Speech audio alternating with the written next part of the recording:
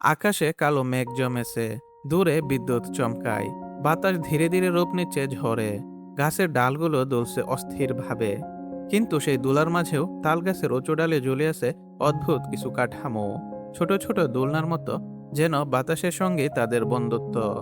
ঝড় কেটে যায়, রাত পেরিয়ে আসে ভোর, কুয়াশা ভেজা সকালে সূর্যের প্রথম আলো ধীরে ধীরে ছুঁয়ে যায় সেই ঝুলন্ত বাসাগুলোকে।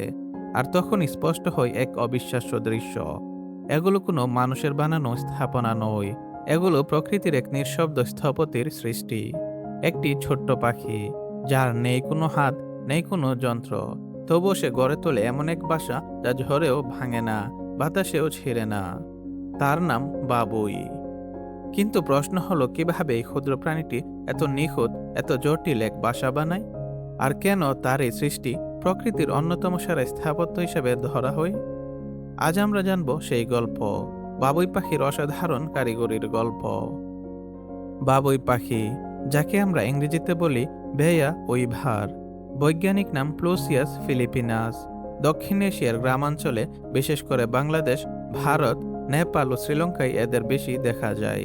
সাধারণত খোলা মাঠ, ধানক্ষেত আর তাল বা খেজুর গাছের আশেপাশে এরা বাসা বাঁধতে পছন্দ করে।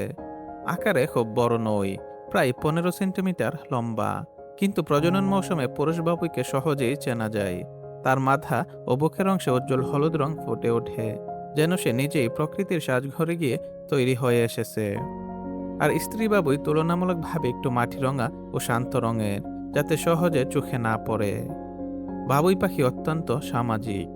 এক গাছে একসাথে অনেকগুলো বাসা জ্বলতে দেখা যায়।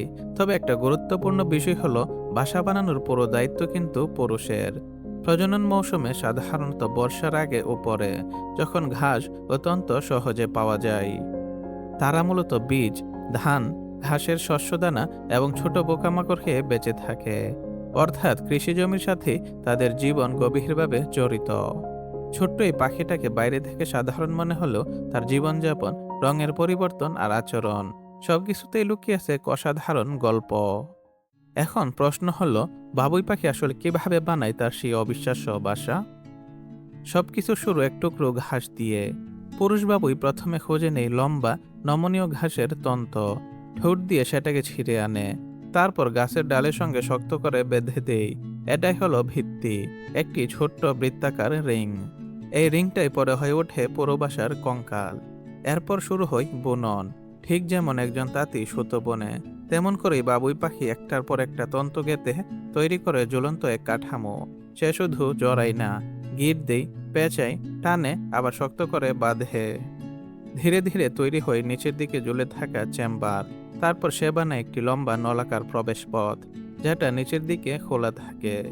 অবিশ্বাস্য ব্যাপার হলো, এই পুরো কাজটাই সে করে শুধু তার ঠোঁট দিয়ে। কোনো হাত নেই, কোনো যন্ত্র নেই। তবুও তার গাঁথনি এতটাই নিখুঁত যে অনেক সময় একটি বাসা সম্পন্ন করতে 7 থেকে 10 দিন পর্যন্ত সময় নেই। আর যদি স্ত্রীবাবু এসে বাসা পছন্দ না করে, তাহলে সে সেটি ছেড়ে দিয়ে নতুন করে শুরু করে।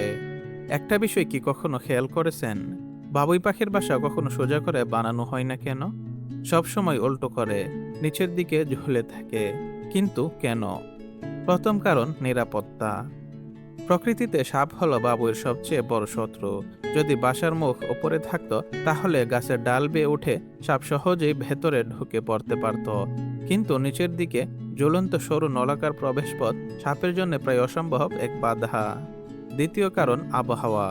বর্ষাকালে প্রবল বৃষ্টি আর ঝড় দক্ষিণ এশিয়ার খুবই স্বাভাবিক। বাসার মুখ নিচের দিকে থাকায় বৃষ্টির পানি সরাসরি ভেতরে ঢুকতে পারে না। আর পুরো কাঠামো এমনভাবে বোনা হয় যে বাতাস এলে সেটি ভেঙে পড়ে না, বরং দুলে দুলে চাপ কমিয়ে দেয়। তৃতীয় কারণ বাতাসের বিজ্ঞান। জ্বলন্ত কাঠামো হওয়ায় বাসাটি প্রাকৃতিকভাবে ভারসাম্য রক্ষা করে। ঠিক যেমন একটি দোলনা, বাতাসের চাপ সমানভাবে ছড়িয়ে পড়ে, ফলে ডাল ভেঙে যাওয়ার সম্ভাবনাও কমে যায়। অর্থাৎ এটি শুধু একটি বাসা নয়, এটি টিকে থাকার কৌশল, এটি প্রকৃতির তৈরি এক নিরাপদ দুর্গ। একটি ছোট্ট পাখি শুধু অভিজ্ঞতা আর প্রবৃত্তির জোরে এমন এক নকশা তৈরি করে, যা শতাব্দীর পর শতাব্দী ধরে পরীক্ষিত। বাসা বানানো শেষ হলেই কিন্তু গল্প শেষ নয়, বরং আসল পরীক্ষা শুরু হয় তখনই। পুরুষ বাবুই পাখি তার বানানো বাসার পাশে বসে ডানা ঝাপটায়, ডাকে, লাফায়, এক কথায় নিজেকে আর নিজের শিল্পকর্মকে তুলে ধরতে থাকে। এ যেন প্রকৃতির মঞ্চে তার নিজস্ব প্রদর্শনী। কিছুক্ষণ পর আসে স্ত্রী বাবুই। সে ধীরে ধীরে বাসার চারপাশ ঘুরে দেখে, ঠোঁট দিয়ে টেনে দেখে তন্তুগুলো শক্ত কিনা, ভেতরে ঢুকে পরীক্ষা করে জায়গাটা নিরাপদ ও আরামদায়ক কিনা। আর যদি তার পছন্দ না হয় তাহলে সে নিঃশব্দে উড়ে চলে যায়। পুরুষ বাবুয়ের সব পরিশ্রম তখন অর্থহীন। সে হয়তো আবার নতুন করে আরেকটি বাসা বানাতে শুরু করে, একই গাছে অথবা পাশের গাছে। গবেষণায় দেখা গেছে একটি পুরুষ বাবুই এক মৌসুমে একাধিক বাসা বানাতে পারে, কারণ তার লক্ষ্য একটাই, স্ত্রীর মন জয় করা। আর যখন স্ত্রী বাসা পছন্দ করে নেয় তখনই তারা সেখানে ডিম পারে। তারপর সেই বাসাই হয়ে ওঠে নতুন জীবনের সূচনা। প্রকৃতির এই ছোট্ট নাটক আমাদের শেখায় শুধু তৈরি করলেই হয় না, মানও থাকতে হয়। এখানেও টিকে থাকে সেরা নকশা, সবচেয়ে শক্ত গাঁথনি আর সবচেয়ে নিখুঁত পরিশ্রম। একটা বহুতল ভবন তৈরি করতে মানুষের লাগে ডিজাইন, নকশা, হিসাব, সফটওয়্যার, ইঞ্জিনিয়ার আর অসংখ্য শ্রমিক। বাতাসের চাপ কত হবে, বৃষ্টির পানি কোন দিকে যাবে, কাঠামো কত ওজন বহন করবে, সবকিছুর আলাদা আলাদা হিসাব থাকে। কিন্তু বাবুই পাখি, তার নেই কোনো কাগজ কলম, নেই কোনো ডিগ্রি, নেই কোনো যন্ত্র। তবুও সে এমন এক বাসা বানায় যার নকশায় আছে প্রাকৃতিক অ্যারোডাইনামিক্স, অর্থাৎ বায়ু প্রবাহ সংক্রান্ত বিজ্ঞান। জ্বর এলে বাসা ভেঙে পড়ে না, বরং দুলতে দুলতে চাপ কমিয়ে দেয়। তার বুনা তন্তুগুলো এমনভাবে জড়ানো থাকে যেন প্রতিটি সুতো আরেকটিকে শক্ত করে ধরে রেখেছে। এটা অনেকটা আধুনিক সাসপেনশন ডিজাইন, অর্থাৎ জ্বলন্ত কাঠামোর নকশায়ের মতো, যেখানে পুরো কাঠামো ওজন সমানভাবে ভাগ করে নেই। আরও অবাক করা বিষয়, বাবুই সবসময় বাসা বানায় পানির কাছাকাছি বা উঁচু ডালে। মানে সে শুধু নির্মাণই করে না, স্থান নির্বাচনেও সে কৌশলী। একটা ছোট্ট পাখি, না আছে তার শহর, না আছে কোনো স্থাপত্যবিদ্যার ডিগ্রি, তবুও প্রতি বছর সে গড়ে তোলে এমন এক ঘর যা জ্বরের মুখেও টিকে থাকে। ভাবুই আমাদের মনে করিয়ে দেই, আখার নয় দক্ষতাই আসল শক্তি, সুযোগ নয় ধৈর্যই আসল সম্পদ, আর নিখুঁত হওয়ার চেষ্টা কখনোই বৃথা যায় না। প্রকৃতির প্রতিটি কোণায় লুকিয়েছে এমন অসংখ্য গল্প, যা আমরা হয়তো প্রতিদিন দেখি কিন্তু বুঝে উঠি না। আজ যখন আকাশের দিকে তাকাবেন আর কোনো গাছের ডালে ঝুলে থাকা বাসা দেখবেন, তখন হয়তো মনে পড়বে এটা শুধু একটা পাখির বাসা নয়, এটা প্রকৃতির এক জীবন্ত স্থাপত্য। আপনি যদি এমন অজানা, অবাক করা প্রকৃতি আর ইতিহাসের গল্প জানতে ভালোবাসেন, তাহলে এই চ্যানেলটি সাবস্ক্রাইব করতে ভুলবেন না, কারণ সামনে আসছে আরও অনেক বিস্ময়ের গল্প। আমরা আবারও ফিরব প্রকৃতির আরেকটি রহস্য নিয়ে। ততক্ষণ পর্যন্ত ভালো থাকুন।